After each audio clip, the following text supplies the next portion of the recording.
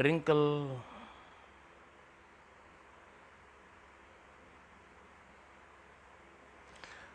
राजकुमार शेरदिल के करतब। एक दिन बहुत दिन हुए कि राजकुमार शेरदिल अपने 3 दोस्तों में एक शिकली गर चाकू छुरियों कोचल का ज्ञान रखने वाला, एक लुहार और एक बढ़ई, चारों एक बार दुनिया में अपने जोहर दिखाने निकले और उन्होंने खूब लड़ाई लड़ी। और कुछ समय बाद शेरदिल और सिफर लोहार अपने बड़े बड़े शहरों का राजा बना दिया। और फिर यह देख कर बढ़ई का दिल भी सफर के भर गया, उसने भी राजा बना दिया, उसने उसे भी राजा बना दिया। कहो खुश होना बेशक। यह एक जौ का पौधा है, मैंने इसे अपने दोनों मित्रों को दिया है। जब तक यह पौधा हरा भरा रहेगा तुम समझना मैं भला चंगा हूँ, लेकिन मुरझाते देखो तो समझ लेना कि मैं मुसीबत में हूँ। और शेरदिल ने सफ़र जारी रखा। एक दिन वह आलीशान महल के बाहर पहुँचा और जब सब जगह सन्नाटा नजर आया, शेरदिल ने इसमें घूमने लगा। जब वह एक शांत कक्ष के बाहर गुजरा, कराने की आवाज़ सुनाई दी। वह कमरे में गया। एक कन्या कितनी सुंदर है, आह! और कौन हो तुम? मैं राजकुमार शेरदिल हूँ। माफ़ कीजिए, अंदर चलाया, कृपया मत जाइए। आप कौन है? एक कन्या, राजकन्या हूँ। तुम्हें उस दुष्ट दानव कहाँ से उठा लाया है? वह मुझे शादी करना चाहता है। देखिए, वह आ रहा है। छुप जाओ वरन जाओ फौरन। बस यह मालूम कर लो कि उसका खात्मा कैसे होगा, बाकी मैं संभाल लूँगा। मुझे एक आदमी की गंध आ रही है। यहाँ आने वाला भला किसकी हिम्मत पड़ेगी? मेहरबानी कर मुझे मेरे पिता के पास भिजवा दो। पहले तुम मुझसे शादी करना मंजूर करो। तुमसे शादी करके कहीं मैं जल्दी विधवा हो गई तो तुम्हारे दुश्मन अनगिनत है। मेरे दुश्मन मेरा बाल विवाह का नहीं कर सकते। मेरे प्राण इस शरीर में नहीं है, एक मधुमक्खी में है। मधुमक्खी में? हाँ, वह मधुमक्खी कहाँ है? वह एक चिड़िया के पेट में है। चिड़िया को कोई मार सकता है? वह चिड़िया एक पेड़ के सबसे ऊंची डाल पर टंगे सोने के पिंजरे में बंद है। क्या वह पेड़ पर पहरेदार है? तुम इतने सवाल कर रही हो, लेकिन हैं तो हैं।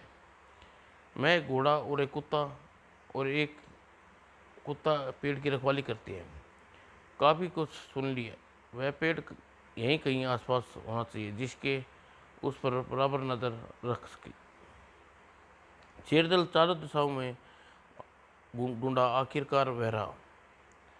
और जब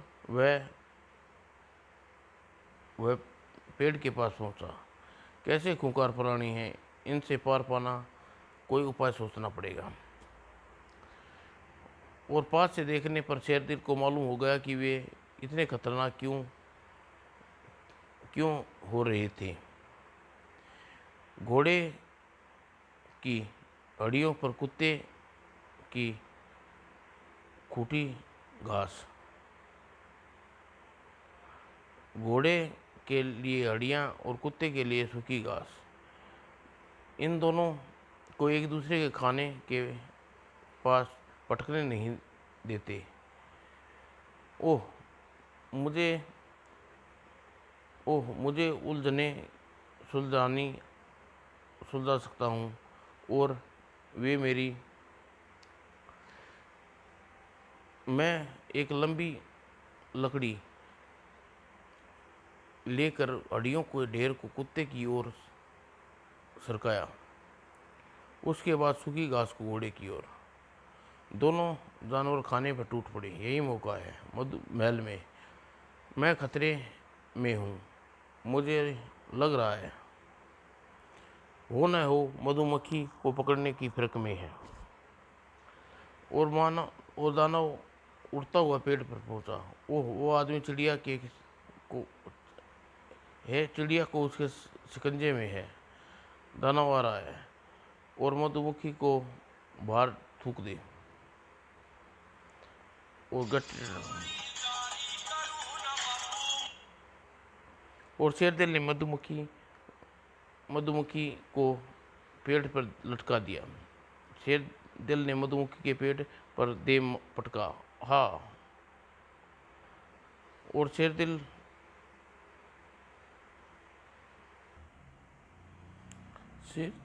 शेरदिल राजकुमारी के पास गया और आप आज़ाद है, दानव मर गया है। दोनों कुछ दिन महल में टिक ही टिक गई। और एक दिन जब शेरदिल शिकार करने गया, राजकुमारी पास की नदी में नहाने गई। बाल धोते समय उसका एक बाल उखड़ गया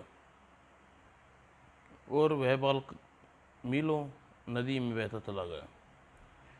और तटवर्ती राज्य के राजा ने उठा लिया। ओह, यह कन्या का बाल, वह खुद कितनी सुंदर होगी।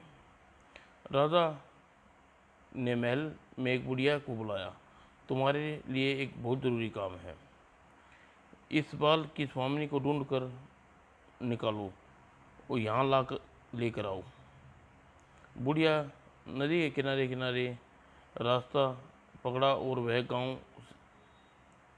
वह एक दिन दानव महल में जा पहुंची। मुझे लगता है यह लड़की अवश्य यहाँ मिलेगी। कोई आ रहा है। और क्या इसका पति है? यदि है तो पहले इसे रास्ते से हटाना होगा। बुढ़िया महल के बाहर जाकर रोना शुरू कर देती है। आवाज़ सुनकर राजकुमारी दरवाज़ा खोला। क्या बात है, रो क्यों रही हो? यही यही है, बिल्कुल यही वही बाल है। तुम्हारा क्या होगा यह सोचकर मैं रो रही हूँ। अगर राजकुमार को आ गया तो क्यों क्या हो जाएगा? चलूँ, बेकार में उन्हें डराने का क्या होगा। रुक जाओ। बुढ़िया वहाँ से चली गई। क्या वह पागल थी? क्या शेरदिल सचमुच में संकट में है? और राजकुमारी अपना चैन खो बैठी। और शाम को शेरदिल लौटा देखकर, अरे वह ठीक है। मुझे सारे दिन तुम्हारी चिंता रही। क्यों? मेरे बारे में फिक्र मत करो। अब मेरे पास मेरी तलवार है, मुझे कुछ नहीं हो सकता। और मेरी सारी शक्ति तलवार में छुपी हुई है। वह तो इसे सुरक्षित रखना चाहिए। अगले दिन शेरदिल शिकार करने गया और उसके जाते ही बुढ़िया महल में आदम की। तुम फिर आ गई। राजकुमारी के बारे में टेसवे बहाने की ज़रूरत नहीं। और जब तुम तक उसकी तलवार सुरक्षित है तब तक कोई बाल विवाह कर नहीं सकता। उसकी तलवार, हाँ, मैं यह अलमारी में बंद कर दी है और उसकी मयान में दूसरी तलवार रख दी है। वाह, तुम सुंदर हो और होशियार भी हो। और अब तुम फिक्र न करो, कोई करने की कोई ज़रूरत नहीं है। ऐसा न जाओ, अंदर कुछ खा पी लो। इतनी कामयाबी की तो मैंने एक उम्मीद भी नहीं थी। मैं 2 गुड़ी सुस्ता लूँ। हाँ हाँ, मैं खुद सोने जा रही हूँ। और थोड़ी देर बाद, अलमारी की चाबी यहीं कहीं होगी, मुझे उम्मीद है। वो तलवार बुढ़िया तलवार रसोई में ले गई और भट्टी में फेंक दी। और उसी सन जंगल में, आह कितनी गर्मी है, आह मैं जल रहा हूँ, गड़बड़ है। ओह मैं मारा गया। यह तलवार मेरी तलवार नहीं है। ओह, मेरी तलवार के हाथ लग गई है। आए। और महल में राजकुमारी जाग गई थी। तुम्हारे बाल घने सुंदर हैं। चलो, मैं नदी पर चलो, इन्हें धो दे दूंगी। और राजकुमारी बेहिचक बुढ़िया के साथ चल दी। वह देखो नाव पड़ी है, इसमें बैठो कर्ण, बीच नदी में। वहाँ पानी घना साफ है, ज़्यादा साफ है। अरे मुझे इतनी दूर निकल आए, महल नज़र नहीं आ रहा। मैं तुम्हें महल, दूसरे महल ले चलूँगी, इससे आलीशान महल में। दूसरे महल में? तुम्हें तो कहा था कि वापस लौटो और आगे नहीं जाना है। देखो समझदारी से काम लो, वरना तुम काम लो, तुम्हारा कुछ नहीं बिगड़ेगा। और इस बीच कुछ मीलों दूर दूर लोहार राजा अपने बाग की सैर कर रहा था। तभी ओह, यह पौधा कुलमुला रहा है। राजकुमार शेरदिल पर आफत आई है और लाहौर शेरदिल को ढूंढने निकल पड़ा। रास्ते में शिकलीगर और बड़ई मिले। हमारे पौधे कुलमिलाने लगे थे, हमारा दोस्त खतरे में है। तीनों राजाओं ने शेरदिल को एड़ी चोटी कर दी ढूंढने में। तब जाकर उन्हें जंगल में पड़ा मिला। देखो देखो, यह उसकी तलवार नहीं है। किसी ने उसकी जादुई तलवार चुरा ली है। मेरे बेचारे राजकुमार, उसके प्राण उसी तलवार में है। चलो इसे ले चलते हैं। और जब शेरदिल को उठाकर चले तो तभी थोड़ी देर महल के पास पहुँचे। ये यहीं वही रहते होंगे। अगर ऐसी बात है तो तलवार वहीं ढूंढनी चाहिए। उन्होंने राजकुमार को महल में लिटाया और तलवार की तलाश शुरू कर दी। कुछ देर बाद मिल गई मुझे। वह जली हुई मुठ भी निकल गई है और मैं इसे सुधार दूंगा। लाओ मुझे दो। और लोहार ने राजा को भट्टी के पास ले गया और बड़ी कुशलता से मुठ को तलवार में जोड़ दिया। और शिकलीगर ने तलवार को लोहर से ली। मैं भले ही राजा बन गया, लेकिन अपना हुनर नहीं भूला हूँ। शिकलीगर ने बातों बातों में तलवार तान पर चढ़ाकर चमका दी। देखो, बन गई एकदम नई। देखो। और राजकुमार उठ खड़े हुए। क्या हुआ? अरे कुछ नहीं। राजकुमारी कहाँ? राजकुमारी यहाँ तो हमें आपके सिवा कोई नहीं। मुझे राजकुमारी को खोजना होगा। नहीं, आपको आराम करना चाहिए, मैं उन्हें ढूंढने जाऊंगा। और बड़ी राजकुमार की ढूंढने के लिए चल दिया। चलते चलते उसी नगर में पहुंचा जहां बुढ़िया राजकुमारी को ले गई थी। वह बुर्ज पर नया बना दिखाई दे रहा है। वहाँ कोई कैद किया गया क्या? उसने पूछताछ की। ओह, राजकुमारी को रखा गया। राजकुमारी को? राजा उन्होंने राजा की आज्ञा पर एक बुढ़िया दूर से आज्ञा बड़ी दूर से लेकर आई है। मेरी खोज सफल हो गई। और राजा जी भी उसका क्या करेंगे?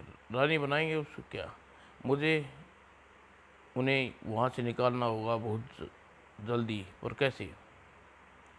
उसी शाम। ले लो लकड़ियाँ, ले लो। एक गट्ठर लकड़ियाँ 15 मोहरे में। सिर्फ 15 मोहरे में?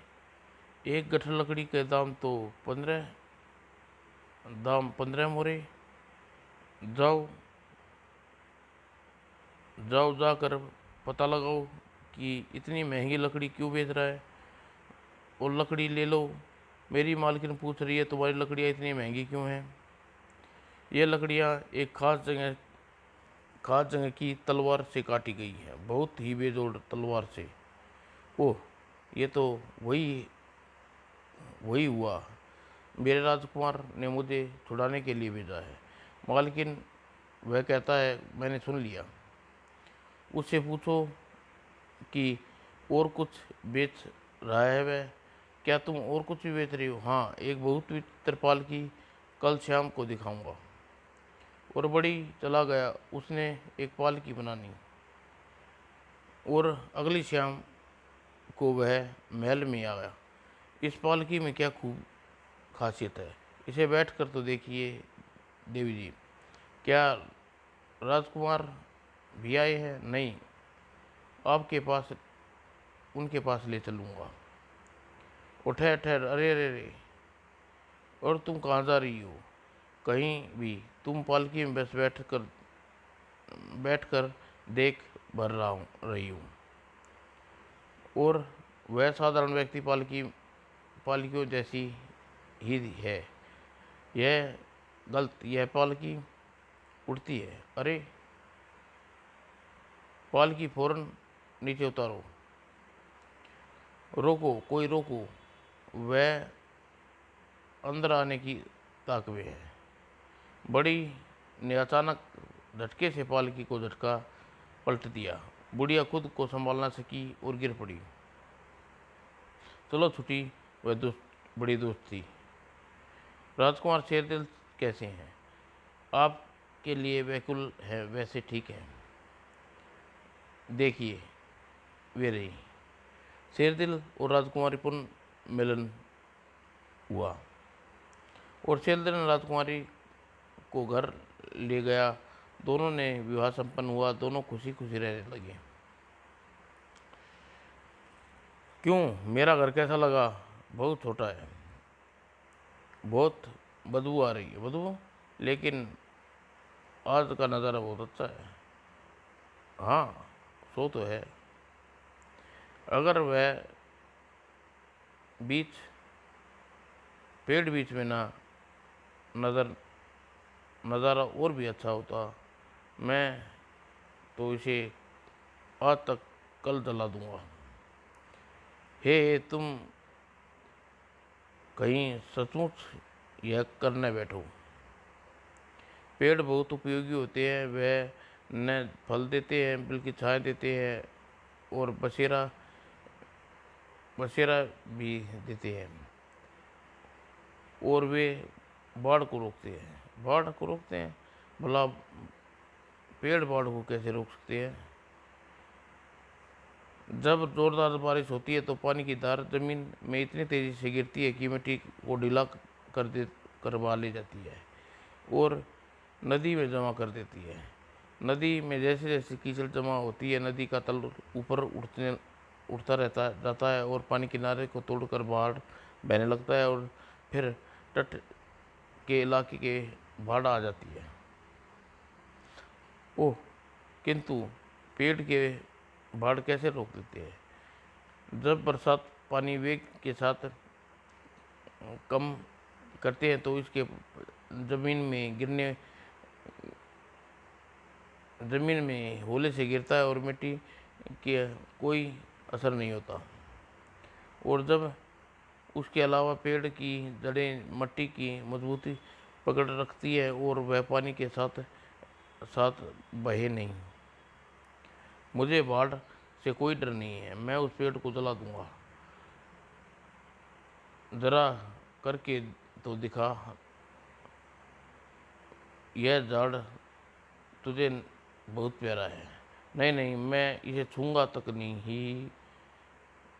ये डूब डूब न, ठहर ठहर। मेरे ख्याल से यह एक पेड़ हमेशा सुरक्षित रहेगा। मिट्टी कैसे बनती है?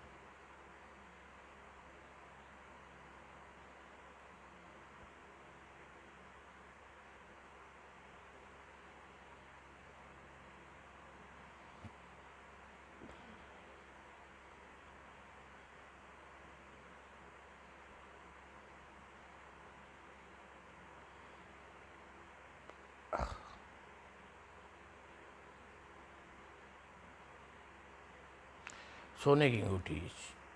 एक श्याम बूढ़ा घोड़ा गाड़ी में सफ़र कर रहा था। हमारे मुसाफिर हमें किराया तो तय किया ही नहीं।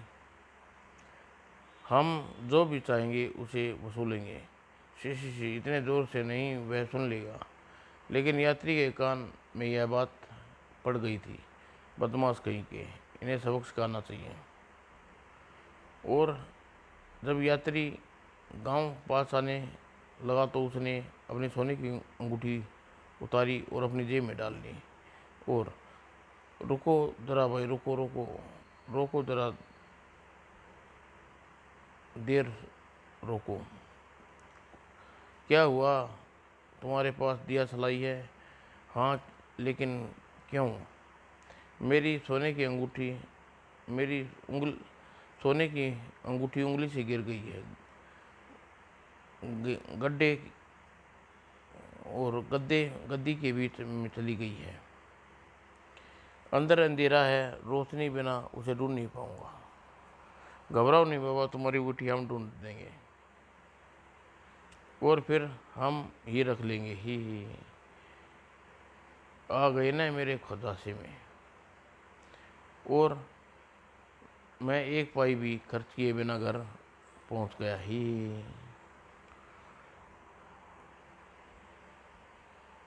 10 को दिन हो जा। एक बार हो जा कुछ बच्चों की मस्जिद ले जा रहा थे। अरे हो जा, ऐसे क्यों बैठे हो भाई? मुझे बच्चों को मस्जिद का रास्ता दिखाने को कहा गया है। अगर मैं उन्हें दूसरी तरफ पीठ करके बैठ गया तो उन पर नज़र नहीं रख पाऊंगा। और तो फिर तुम उन्हें अपने आगे क्यों नहीं जाने देते? अरे भाई, कभी मुखिया अपने शागिर्दों के आगे जाने की इजाज़त देता है?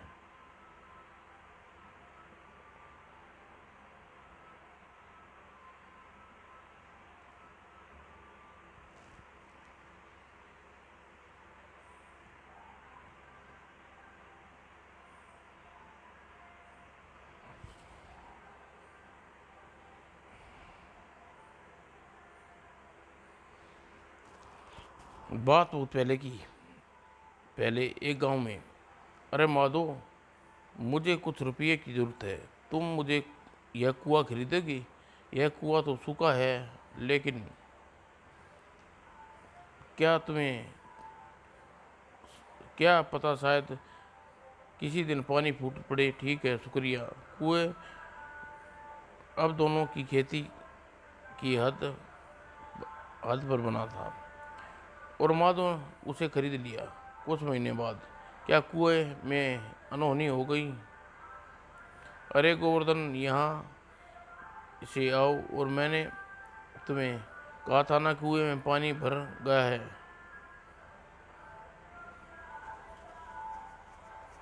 पर इस पानी मेरा हक है माधो। शायद तुमने सूखा कुआं खरीदा था और इसका पानी मेरा है। तुम कम से कम तुम इसे ये काम में नहीं ला सकते। क्या बकती हो? दोनों झगड़ते आखिर गांव के मुखिया के पास फैसला करवाने के लिए। सारा माजरा सुनने के बाद, मेरा है कुएं का पानी, मेरा हुआ मुखिया जी। हाँ हाँ, बेशक। और तुम माधो, उस कुएं में रखने का कोई हक नहीं है। या तो अपनी पानी को फौरन बाहर निकाल लो, या फिर वहाँ वहाँ रखने का माधो का किराया दो।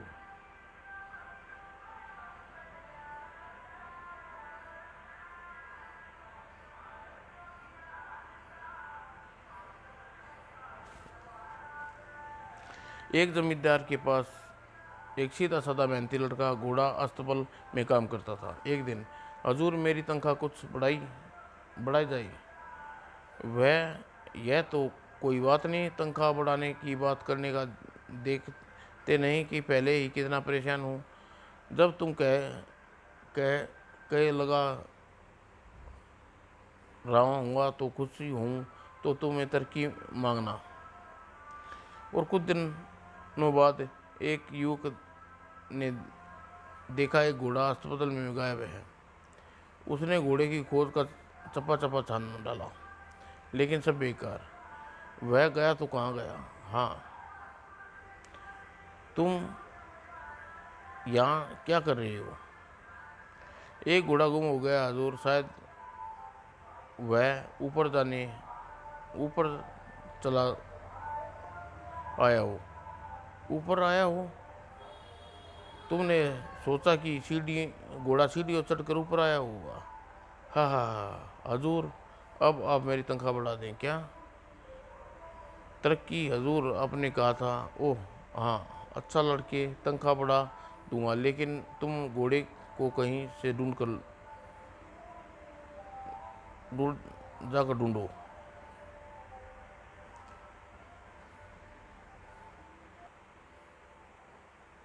एक बार सुपनंदी का हुक्म मिला कि बाजार से नारियल का तेल और घी खरीद लाई। यह लो पैसे, और जब तक मेरा स्नान खत्म हो तुम्हें लौटाना चाहिए। वह शीशी यह शीशी ठीक रहेगी, इसमें घी और तेल दोनों आ जाएंगे, और मुझे सिर्फ एक शीशी ले जानी होगी, और हाथ में वजन भी कम होने से फौरन बाजार से वापस आ सकूँगा। वाह, मैं हूँ न चतुर बाजार में। यह लो तेल यह लो तेल दिया, अब घी कहाँ दूँ?